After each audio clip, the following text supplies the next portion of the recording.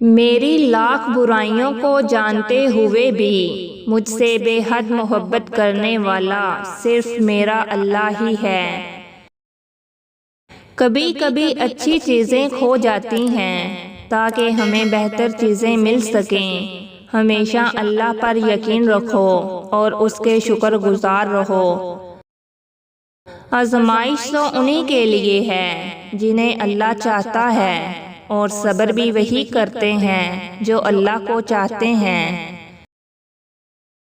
تہجد بہت لاڈلی عبادت ہوتی ہے، یہ اپنی بات منوا کر ہی رہتی ہے، بس یقین کامل ہونا چاہیے۔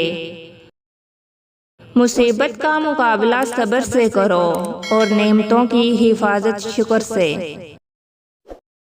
لفظوں کے ہیر پھیر کا دھندا بھی خوب ہے، جاہل ہمارے شہر میں استاد ہو گئے۔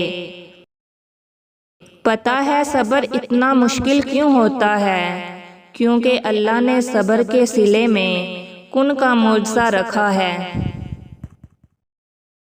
حیا کی سیڑھی سے اگر عورت کا پاؤں پھسل جائے تو پورا گھرانہ منہ کے بل گرتا ہے۔ صبر سے گزار کر اللہ تمہارے یقین کا امتحان لیتا ہے، وہ تمہیں سزا نہیں دیتا، وہ تو بس اپنے قریب لانے کے لیے آزماتا ہے۔